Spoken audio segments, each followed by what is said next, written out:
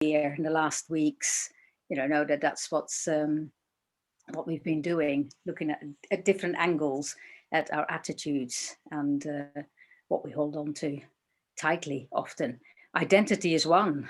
So Karunavaca is really kindly offered to take us into that arena of our identity. Quite an interesting, a very interesting area. And I'm sure she'll give us a wonderful overview of that, or spiel, or talk.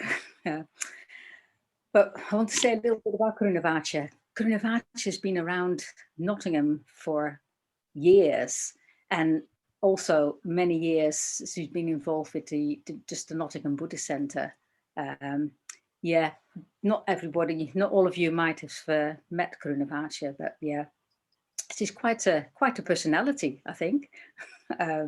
Yeah, a lovely woman, a good friend, and just very loyal to our Sangha and Centre. You give quite a lot. She's a very active woman, burst of energy, I would say. And really gives a lot to the Centre, voluntarily, because she wants to. She's on the council at the moment. Karunavaca has also very regularly been involved with leading introductory courses. Like at the moment, we're doing one together on Friday. You led study groups for many years, often come to Sangha night. There's loads of things, but also she's a singer. That's another thing I want to say. Not everybody might know that. And a songwriter. So she's got a band, Salman Gundi. Wonderful dance music, actually. Wonderful dance music, fun. And also she led for, I think, I don't know, was it 13 years, a choir in a Sangha choir in Nottingham. It just stopped when I arrived in Nottingham. I still feel very sorry about that, but there you go. Yeah, but yeah, so she's a singer, a songwriter. I'm giving you some identities, Karunavaca, here. Yeah. And she's a mother and a grandma. So, yeah. But yeah, enough identity there. I'll leave the rest up to you. Okay. So, yeah, really looking forward to what you're going to share with us tonight. And then we'll have groups after that. So, over to you, Karunavaca. Okay, thank you. I hope you can all hear me. The mic on this computer isn't always great. So if I get too quiet, just do something like this, so I know to speak louder. I was a bit worried when you said it's about wisdom, because I was thinking, I'm not sure how much wisdom there is in this talk. But when you said views, I felt better, because I thought, no, there's plenty of views, that's for sure. So if you were hoping that this would be a talk, the sort of Buddhist view on identity, I can't promise you that, but I can say it's one Buddhist's view on identity. So at this point, so basically what I'm saying is it's quite personal, so these are my own reflections, really. So, and I'll be interested what you make of them. Some of you I'll hear. So, I've been given complete freedom. They just said, talk about identity. Oh, okay. So, but actually before I do that, I'm going to tell you a little story, which I love. And it's a story of a very famous Tibetan enlightened master from the 10th century who was called Marpa. He was very famous. He's called Marpa the translator often, because I think he brought a lot of Buddhist text from India into Tibet. But as well as being an enlightened master, he was also a farmer and had a family. He was not a monk. He had a family and he had many students, one of whom was Milarepa, who many of you will have heard of. So there's a rather sad story, which is about his son. Now his son, who was I think called Dharmadodi, was kind of this very wonderful, very gifted young man. In a way, he was kind of being trained up to be his kind of heir, would you say? So he was already very accomplished, even as a young man, showed great promise as a Buddhist teacher. And he went off one day against his parents' will, actually, to some kind of a party or festivity. And on the way back on his horse, he had an accident and was killed. And some of Marpa's students came to him, and they found him weeping over the body of his son. And they were quite shocked by this, because he had been teaching them all sorts of stuff about, you know, the self being insubstantial, all of this is illusion, etc., etc. So they actually sort of said, well, you know, why are you crying? What are you crying about? You know, death is illusory, etc., etc. And he said, it's true that this life is like a dream, mirage and illusion, Marpa replied. But the death of a child is like a nightmare among dreams, like a super illusion among illusions. Nothing is more painful than the death of one's child. This intense grief is also unreal and illusory, and Lord Marpa wept openly.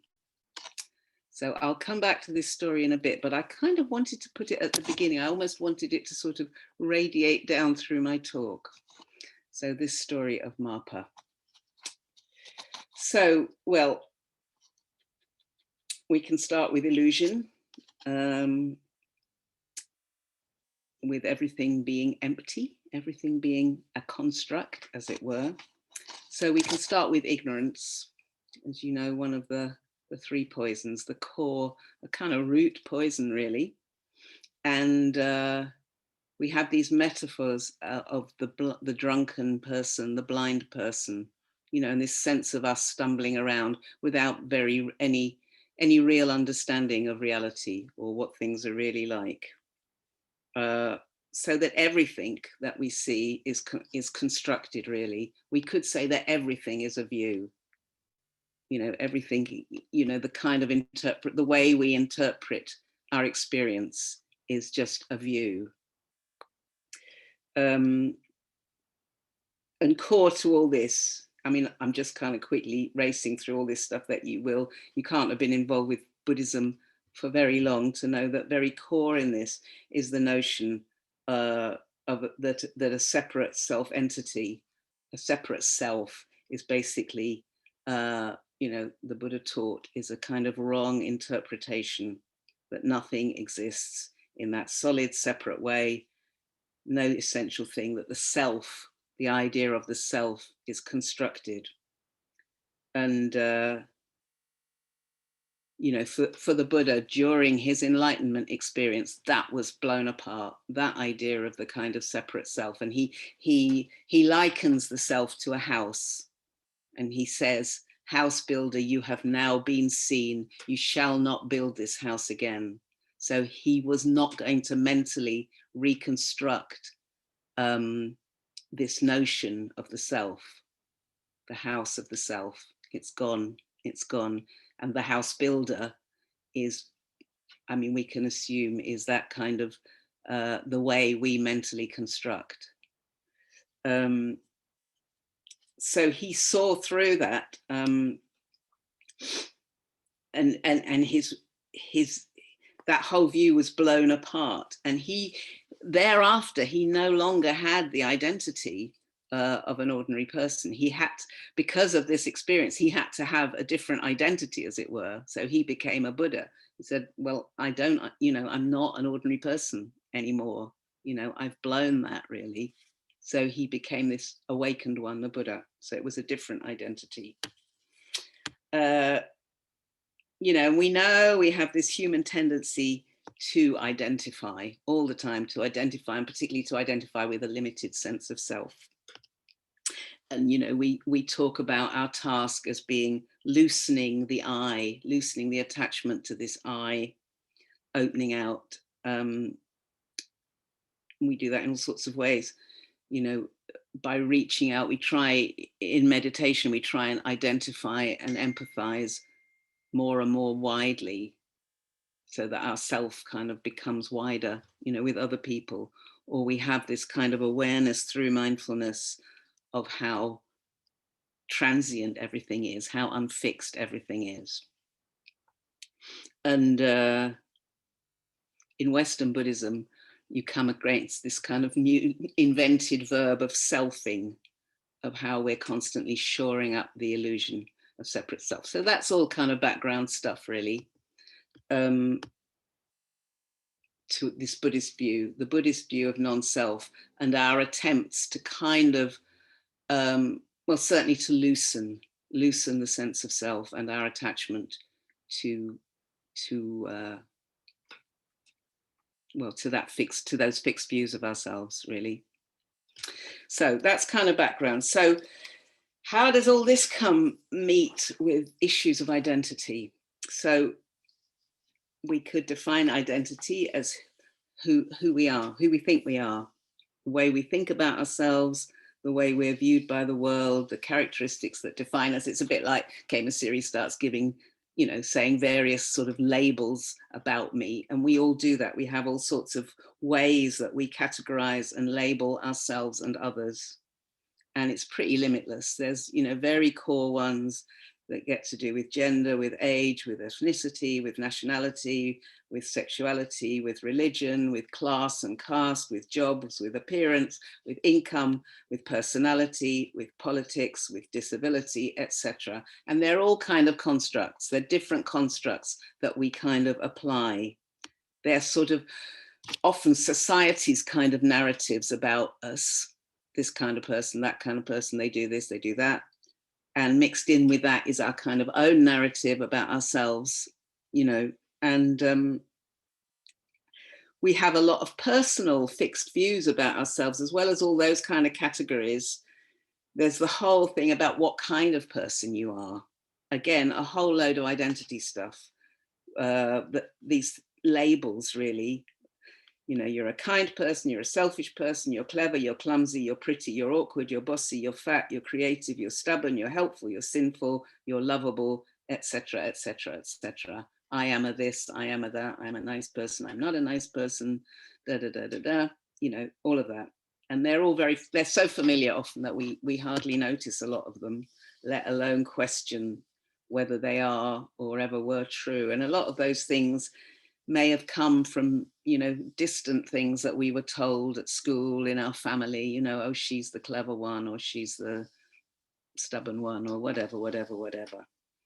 And they limit us, they hold us back, and often we've been carrying them for a long time.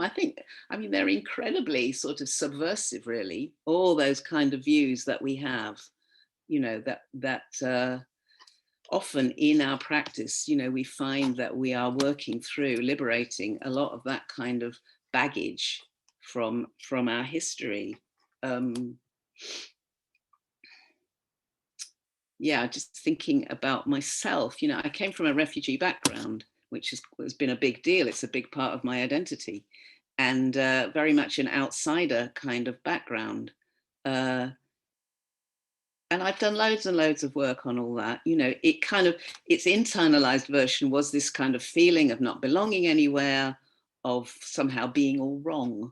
Didn't kind of fit in anywhere. I was all wrong. I didn't quite understand how it all worked. And that's, I don't carry that particularly, but it is extraordinary how sometimes in some situations, I can just be clicked back into that. I can suddenly go back into a very familiar feeling from when I was much younger, of kind of, that sort of identity of all, or a sort of self-consciousness or whatever, a kind of identity of all wrongness, and I'm sure that most of you will kind of know those sort of things that you carry from when you were younger, and then something can just kind of click you and you're back into a sort of very familiar feeling, these things that just get embedded in us, really. So, and identity it's a comparative thing, isn't it? It's always more pretty, more clever, more stupid, more something than something or someone else. So, we can think about it as a kind of working through of dualism in human relations, really. It's always this set against that. we don't always know what the that is. We don't usually know what the that is, but there's always this sense around identity that it happens, you know, by making a contrast, by saying it's this as opposed to that in some ways, or this more than that. So, and culturally, all sorts of value gets put on things, doesn't it? Things get given cultural value as to why one thing is superior to another in some way. You know, there's a huge cultural sort of significances and resonances to all these kind of identity things that we find. I mean, we all move in this huge kind of sphere of kind of identity stuff. It's huge. And it's not random. I would say it's not random. In a lot of ways, it's to do with power. It's to do with who's up, who's down, who controls. I mean, particularly in cultural, it's like who controls resources, who makes the decisions, who's got power. And really observable differences are used to create hierarchy and status. So, for example, in countries that were colonized by Europeans, the invaders took the power, right? And indigenous people became lesser. The control was with those, with the colonizers, whose skin color was usually lighter. So then skin color becomes this hugely significant thing. And that goes on still, you know, in so many cultures, you know, where there has been colonialism. The lighter the skin, the more opportunities people have. So we can't really talk about identity in some ways without coming also to issues of oppression. You know, all the isms. These are all about identity labels, cultural, whatever. So racism, sexism, classism, disableism, nationalism, colonialism, plus homophobia, scapegoating, all sorts of forms of elitism and gross inequality. And it's all to do with power. It's all to do with who has the resources, who has the access to education, to money, to decision making. All of those things, those kind of identities carry that. So it becomes incredibly crucial. And all of those messages are kind of transmitted through society, through families and schools and medias, all those resonances around identity. So, and they become internalized. You know, I was talking a bit about how that kind of outsider identity became very internalized in me. And I was, a couple of things. I was remembering years ago, there's an order member called Subhuti, who he's kind of partly retired, but he's a very senior order member who's been very influential in Sri Ratna. And he was very involved in the movement in India. And I remember he came many years ago, he came to talk about the movement in India. And somebody challenged him around the mass conversions. So many of you will know that in the 50s, Dr. Ambedkar led, you know, thousands of ex-untouchables out of Hinduism, out of the caste system into Buddhism. So there were these mass conversions from Hinduism to Buddhism. And somebody challenged Subhuti about this when he was talking, saying, well, you know, how could you have a mass, you know, it's got to be an individual choice to become a Buddhist. How can you have these mass conversions? And he just said this great thing. Well, it stayed with me always. He said, if by coming into Buddhism, those people begin to be able to develop some sense of self-dignity after thousands of years, actually, the caste system is extremely ancient, and they had been absolutely in an almost subhuman kind of level. He said, if coming into Buddhism helps those people gain some kind of self-dignity, that's enough for me. That's good enough for me. I thought it was a fantastic answer. I really loved it. So we see how those things get internalized, you know, and we can see it, you know, in men and women, you know, where there's been a huge, you know, sexism isn't it's not gone by any means. And Kemasuri referred just a few moments ago to the choir that we had here. And I always remember the choir because, of course, you organize on gender mostly, male voices, female voices, etc. And we used to have, there'd be this really interesting thing that kept happening, which was when we were learning parts. And almost always, the men would say, yeah, we've got it. We've got our part. And quite often they hadn't. Sometimes they had, but quite often they hadn't.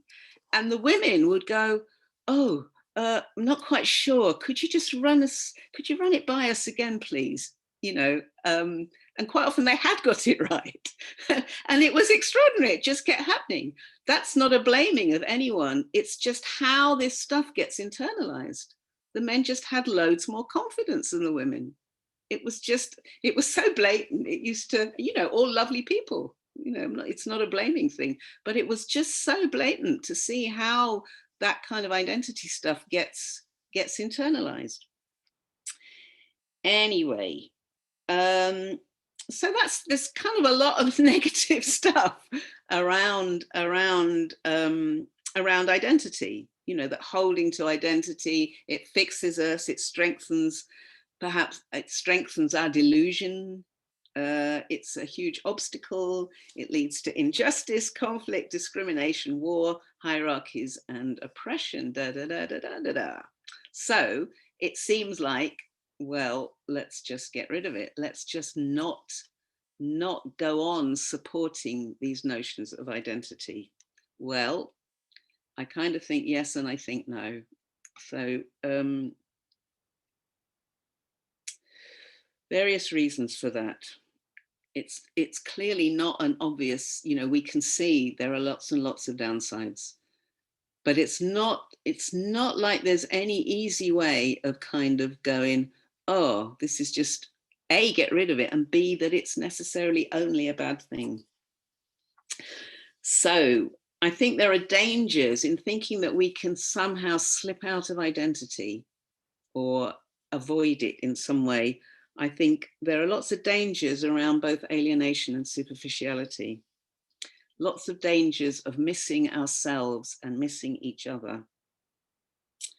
So identity goes really to the depths, very, very deep in us as to who we are. It's wrapped up hugely in our emotional sense of ourself and our deep sense of who we are and what that means. So within that are our feelings for our families, our culture, our connections with the land and the places of childhood. There's a lot of love and pain caught up in identity that pulls at our heart and our allegiances. And it's immensely strong when your identity, particularly when your identity is part of a group that's been marginalized or discriminated against. Identity becomes a very, very crucial thing. And it's not okay to blithely say to somebody, oh, it's just an illusion, or I see everyone the same. So it's this notion of what's called color blindness. So it doesn't only apply around color, it can apply around sexual orientation, around all sorts of things, where you somehow say, oh, no, I don't discriminate, everybody's equal. And you wipe out the different experience that people have had because of their identity. So it's a crucial thing. And, you know, I came across that a lot. Maybe people are more aware of that, but there was a kind of liberal thing, which was about, oh, I make no differences, I see everybody the same. So if we're not willing to see people in their context, including understanding those issues of identity, I'd say that we end up we're lacking in open-heartedness. And I think that actually we're not acting in accordance with our ethics. You know, we're not really opening to meeting somebody where they are, you know, I would say. So that for me, there's something there about, well, you know, the first precept is about not killing, as it were, not harming. And somehow if we don't see people, if we deny seeing people in their context, there's a way that I think we sort of annihilate something about them. We don't really want to see them and their experience, And would I, as a white person, for example, ask a Black person to drop their attachment to Black identity? Well, no way, of course not. Because in that experience is a history and ongoing experiences that need to be understood, need to be recognized and honored. There is an ocean of suffering from slavery and murder through economic exploitation, social and educational discrimination, and exclusion from power and decision making. All of that is in there, in that history, in that identity, and people's ongoing experience. So it needs to be honored and recognized. And it's true in lots of different ways for oppressed groups. We're suddenly, since this murder of this young woman, Sarah Everard, last week, suddenly all of this is coming out again about women's experiences. These things are very real. There's a lot attached to them. These are all kind of things related to identity. Our identity as women, for example. And there are also all those kind of personal identities we talked about, that I talked about, my own outsider identity, for example. If we just try to kind of reject them, we leave ourselves behind. If we think that we don't have to work with these things, we kind of leave ourselves behind. And our practice becomes increasingly dry and alienated.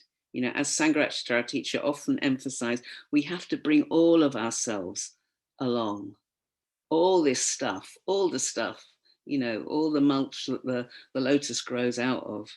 If we want this path to be truly transformational, all these issues of identity, our personal identity, our cultural identity, etc., they're all there with us. They're all there with us. How am I doing for time? Oh, I think I need, no, I've got a few more minutes. Okay, so yeah, lots of issues of identity. Actually, there's another thing which I don't know if many of you probably are acquainted with Going on a Bear Hunt, a children's book, Going on a Bear Hunt. And there's this wonderful, it's been one of my mantras, really. There's a lovely little refrain that keeps coming up, which goes, you can't go over it, you can't go under it, you have to go through it. And I think that's true about all this stuff about identity. We have to go through it. We can't bypass it, and that if we do, as I say, it becomes very unreal, our practice, very, very alienated. We're not really fully practicing unless we're willing to kind of face into all these things. I was thinking a bit about ancestors as well in all of this, because that's always part of identity, people's families and our ancestors. And I think, this society, we've been very sort of mobile, socially mobile for a very long time. It's not a society where we hold very strongly, I think, to ancestry. It's kind of quite in a way, it's quite an alienated society. We talk about modern society becoming more and more alienated. And a bit tumbleweedy, really, living on the surface. And I was thinking about roots, I was thinking about our roots, because that's a big part of our identity, our roots. And, in other cultures, including a lot of traditional Buddhist cultures, that reverence for our ancestry, our family and our ancestry is very much part of the culture. And it's not seen as somehow in opposition to the Dharma. It's not seen as something that somehow you have to let go of in order to embrace or do this kind of going forth or work with the idea of loosening the self. It's not seen as contradictory. And again, you know, there's a huge depth and a kind of cultural richness that that sense of ancestry can give us as well. There's a wonderful exercise, actually, that the work of Joanna Macy, which some of you may have come across. She's a Buddhist activist, and she does a lot. There's a lot of group work that she's initiated, and there's this wonderful exercise called, I think it's called something like harvesting the gifts of the ancestors.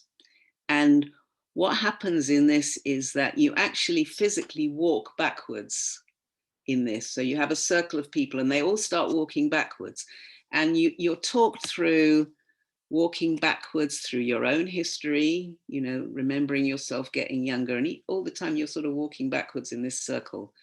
And then you walk back through the life of your parents, and then you walk back through your life of your grandparents as much as you, and you keep going. So then you walk back through your great grandparents, and by this time you kind of don't really know very much about these people. And then you start to keep going back. You just keep going back, keep going back. All these different people who fed into who you are. And you go back and back and back. All kinds of people there will have been who are your ancestors, you know. Good people, bad people, clever people, criminals, you know, the whole lot, everything. So you just keep walking back, walking back, walking back until you come to the edge of the primeval forest, which is where, you know, it's this kind of idea of people kind of emerging. And then you start walking forwards. Once you've got to the edge of the primevals, you walk forwards. And the idea is that you're harvesting all the gifts of all these different people who fed into you. And it's just it's an incredible exercise, actually. You know, it takes quite a while. And you come back and you suddenly realize that, you know, you're infused, you know, all these different people in some way have fed into who you are. So you get this incredible richness. But what you also get is something about going from the singular to opening out, because you don't know who these people anymore are. It doesn't matter, because what was singular and individual to you becomes general. It's like the mass of humanity almost. And that kind of process of opening out. I was listening to the book program not long ago, and again, somebody was talking about how fiction, really good fiction, opens you out. It opens you out to the whole of humanity and human experience. You know, it's not true. And there is this thing and we kind of do it in the Metabhavana, don't we? We start with the singular, and from that notion of as I am, so are you. As I want to be happy, so are you. As I have identity and all these things that mean so much to me and that have shaped me, so do you, so do you. And we start kind of being able, from the singular, from the particular, to be able to identify with more and more people in this kind of big opening out, which is a big part of loosening self. So there's something very crucial around that kind of recognition. And I was thinking as well about Amitabha and Ratnasambhava. So some of you will know the Mandala of the 5 Buddhas. I think we did it last year. And these Buddhas have different wisdoms. So Amitabha has this kind of discriminating wisdom. So kind of appreciating difference, appreciating the vast variety of manifestations. And then Ratnasambhava has this kind of wisdom of sameness, that though we all have these different things, we all experience loss, love, etc. And this kind of unifying wisdom of kind of we are all the same. So we have discrimination and we have sameness. And we have this thing of from the singular being able to open out and identify more and more widely, which is what we do in Metabhavana. So how do we kind of bring that together? How do we hold both? How do we hold the importance of identity and yet be engaging in these practices that tell us that the self is a construct, because in a way that's kind of what the challenge is. And I think that's what I love so much about that story of Mapa that I started with. That Mapa is an enlightened being, he's an enlightened teacher, so he sees the emptiness of all things, but not in a way that is cut off from his emotion. It doesn't mean cutting off from manifestations. So his grief, his loss, his grief over his loss, yeah, it's a manifestation of emptiness, we could say. It's another, and at the same time, fully in connection, fully engaged with what's arising. So in that response to the death of his son arises immense grief. And he's in contact with that. So there is this thing of connectedness, of absolutely being, it's not a disconnection from our experience. It's seeing our experience moving and changing, but it doesn't mean we aren't there. It isn't happening. It is happening. So he was able to weep freely at the same time as knowing that everything in some ways is illusory, is a construct. So there's something about the deeper our understanding of Buddhist teaching, of insubstantiality, interconnectedness, dukkha, no solid self, nothing essentially static or of essence, of its own kind of essence. The more that kind of informs us, the more we know that we're kind of living in a way in a world of shifting manifestations, shifting experiences, shifting appearances, but that doesn't mean that we don't experience them. So there's a really interesting kind of thing about how do we work with that. You know, it seems to me one of the kind of central challenge almost of how we work with those things. So maybe it's never a matter of rejecting. It's not about rejecting what's going on. It's not about rejecting what we feel. It's not about rejecting experience, but of living in a kind of full connection with it, with this kind of extraordinary variety and emotional complexity of human life and these huge issues of identity. And also perceiving that with the kind of expanded awareness that all these processes and conditions doing their thing, arising and passing moment by moment, you know, and alongside wisdom is compassion, you know, our ability to connect ever more deeply and imaginatively with this kind of richness of ourselves and of those and of others. I could leave it there, I guess. I did have a little Blake poem. I don't know where it's gone. I think I'm going to leave it. There is a bit more, but I think I'm going to leave it. That's plenty. And I want to give you time to see what you make of it all. Okay, so a few thoughts on identity. Thank you, Karunavaca. Thank you very much. So just exploring that, I suppose, in our group. Yeah, I haven't got any particular questions. I thought I'm interested in what you all make of it, really. Yeah. And what spoke to you and what didn't, and what you think, nah, she's not right. So I'm happy for us to go into breakouts. Yeah, Kusala Devi is setting us up for that.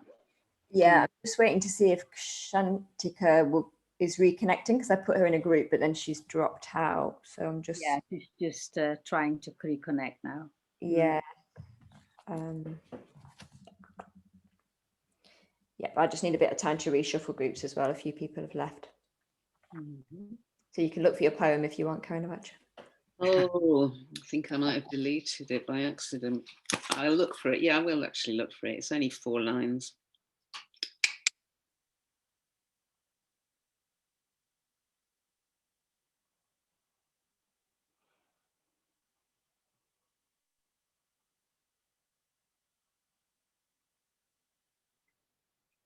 Wonderful internet.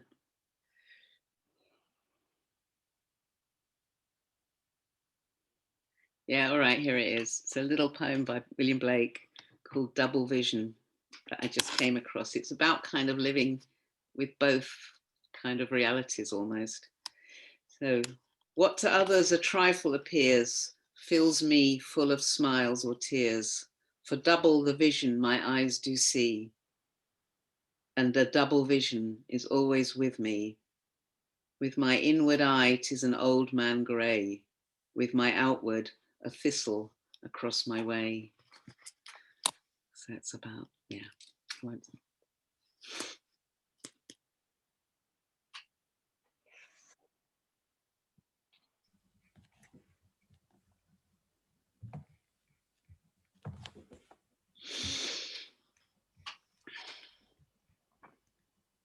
We waiting To you, Siri. Yeah, I just don't know if Shantika's coming or not. If not, we're ready to open the rooms. Yeah, it's hard to. I think she's trying to connect. She might not. I'll have a quick look. Maybe you can read your poem again.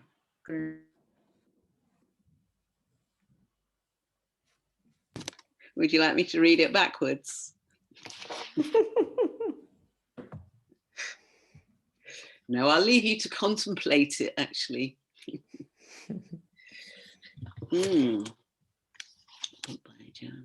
Yes.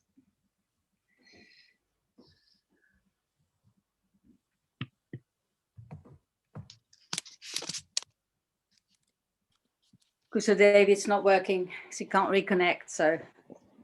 That's fine. Karunavaca, would you like any time at the end when we come back for questions or anything? Or? Oh yeah, it's fine. If anybody's got any questions, that would be fine. So if we come back 25 past for 5-minute questions at the end? Okay. Yeah. Might not. Great. Okay, enjoy.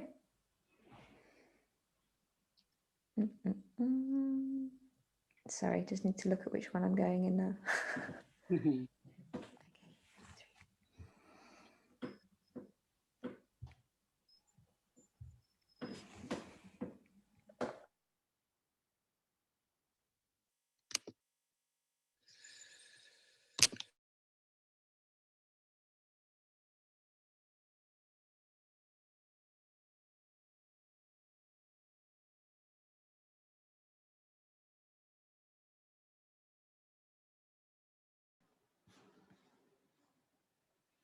We're back. I'm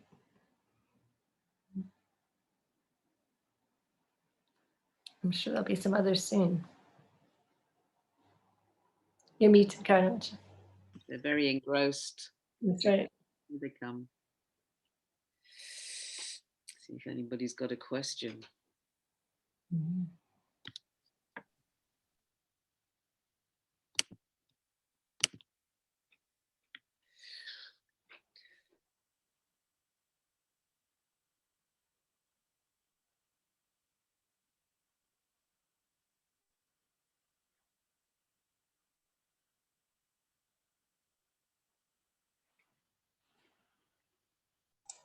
Karunavaca, I was going to ask you if you can recommend a book by Joanna Macy. Yeah, I don't know. There's a book, there's two that come to mind, but there are more. There's one called Active Hope. Yeah. But actually, that's not specific. If you want something slightly more Buddhist-y, there's a book called World as Lover, World as Self. Okay. Which is good. Oh, wow, that sounds interesting. Yeah. Cool. Thank you. Anthony's got a question there, because Karunavaca in the chat box. Yeah, what happens when you come across someone's view of you that you don't recognize or that you're unhappy with? I don't know. What happens? Well, I guess you ask them about it. I'm thinking that there's an experience here, Anthony, that you've had. Well, I think it was something we were talking about in the group, really. And it's one specific experience I've had with playing double bass, and you're playing double bass in a band, and then people have assumptions about you about being in a band, and you know, and it was like a skiffle band, come rock and roll band, and I was very uncomfortable. Part of me was comfortable with the thing, and part of me was uncomfortable with it, and I was struggling with that. But in the end, I kind of like gave up playing because of it, I think, or partially because of it. Because people had a false view of you. It was certainly made things difficult. Yeah. Well, they had a view of me. They had a view of me that was contrary to my view. What's false is you know, open to debate, really. Yeah. Well, it's hard, isn't it? People have assumptions, you know. People make assumptions based on all sorts of things, like you're in a band or you look a certain way or whatever. It's a pretty common experience, isn't it? I mean, I don't have anything wise or wondrous to say, except it can be quite uncomfortable. But also, I guess, you know, it kind of challenges our own, you know, we want to be seen a certain way. We want to be understood. And, you know, it's kind of painful sometimes when we're not. But there's you know, maybe it challenges our own sense of self. You know, we're very attached to being seen a certain way. But it is quite hard when somebody sort of really misinterprets us, because I think there's a very natural wish to be understood. So it's kind of, but yeah, it's just what happens, isn't it? It's one of the many things that happen.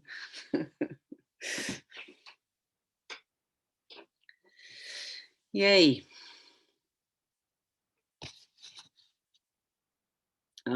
What's that question? Why did Marpa have to suffer and weep?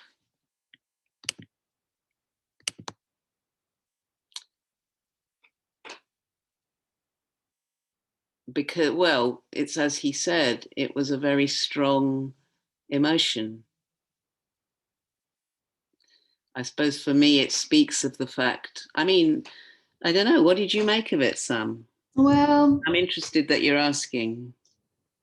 I was just wondering about, in the best possible worlds, if that could have been avoided, if he was, you know, at a level of wisdom where he knew and understood and realized the insubstantiality and the illusions and all that, that he had to go through that terrible ultimate pain within the human experience. And if it isn't surely one of the motivating things why we're all here, to kind of, you know, get out of some of that. There is a little bit later in that story, actually, where he says, I think it's the next day, and he says something about, I saw that the pain was illusory too. But it didn't mean that he didn't feel it. Yeah. There's something about, he wasn't disconnected. He was in I'm wondering what's emotions. Yeah. But he also knew that the pain he was feeling was an illusion, was illusory, and that the loss was illusory, but it didn't stop him from feeling. And I think that's actually what I love about it. Yeah, but why do you love it? Why do you love it? Why do I love it? Because it's so human. Because I find it so human, because his heart was open. He wasn't this cold-hearted, because we can think about detachment as a cold-hearted thing. You know, I don't feel anything anymore because it's all illusion. And that isn't the Dharma. The Dharma, because we have to remember, this was a bit in the next bit that I didn't get to, but we have to remember that there's compassion.